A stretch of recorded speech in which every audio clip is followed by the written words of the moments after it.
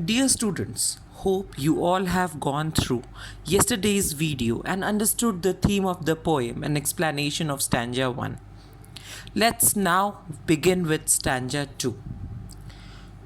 Then took the other, just as fair, and having perhaps the better claim, because it was grassy and wanted wear, though as for that the passing there had worn them really about the same.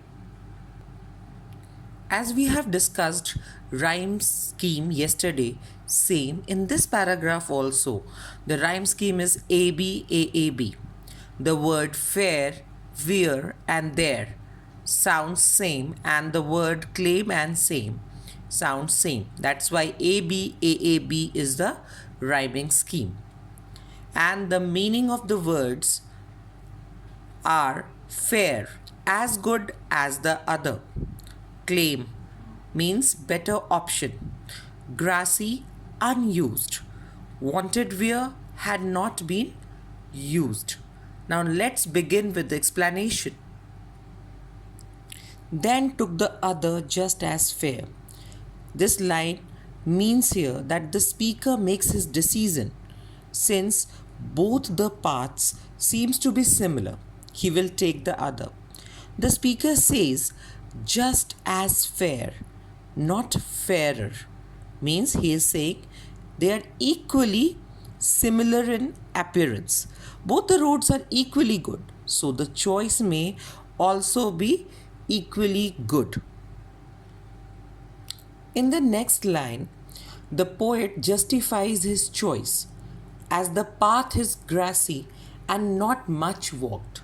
Therefore, this road needs to be used and worn out too.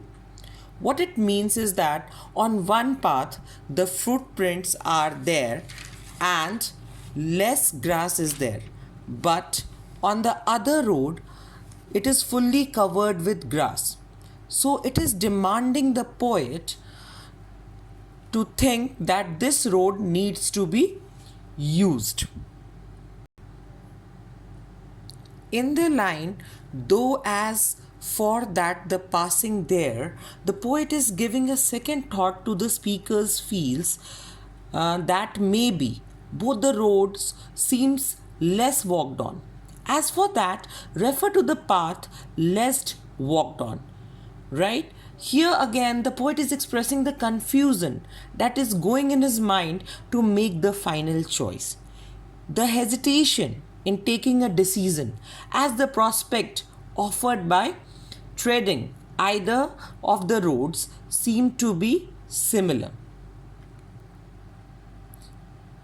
If we conclude this stanza, we can say that even in our life we take many paths or many options, and all of them have the same benefits and disadvantages, problems, challenges, and we must face them.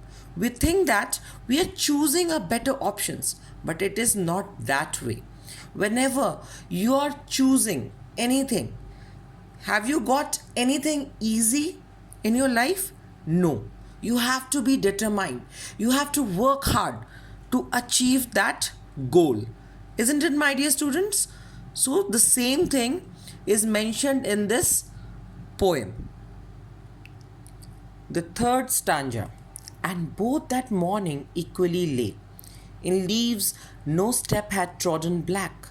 Oh, I kept the first for another day.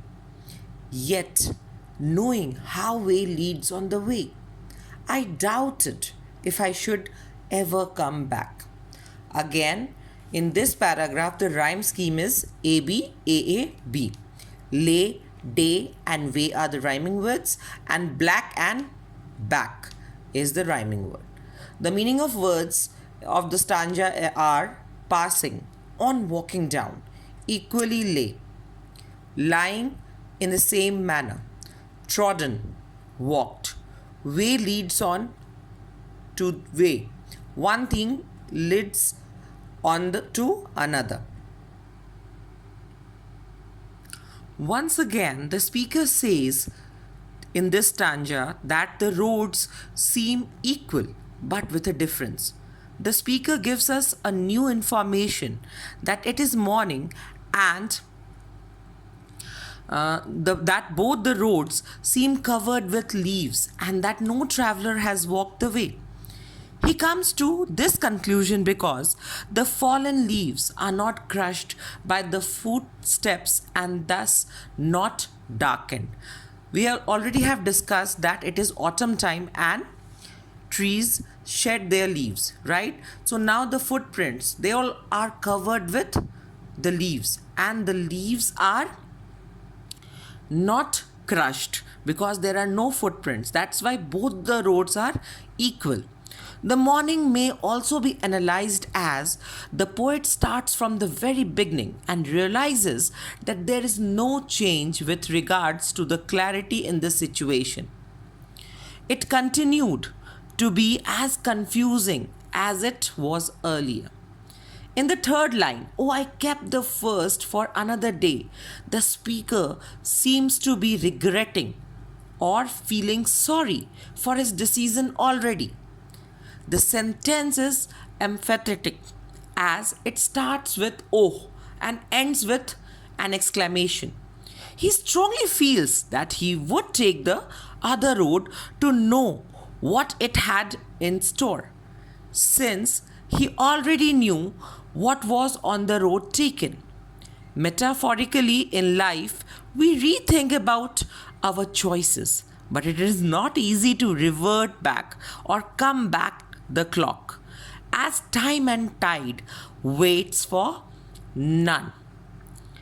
In the next line, "Yet knowing how way leads on to way, I doubted if I should ever come back." The speaker realizes here that he may never be able to return to the road not taken. He has chosen one road and the other road is left, so he is not going to return on that road. For he understands that in the journey of life, we may come across many crossroads, many points, many forks, many separated roads, and make fresh decisions and choices. So, in all practicality, it may not be feasible to start afresh, especially in the latter part of our life. Right? Now, let us conclude the stanza.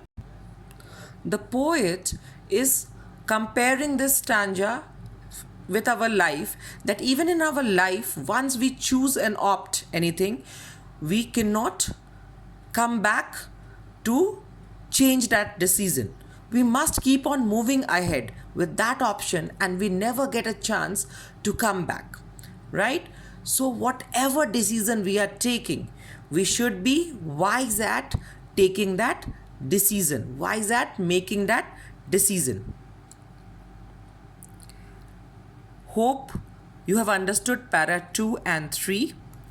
I'll be back with the explanation of stanza 4 and poetic devices in the poem. Stay at home, stay safe.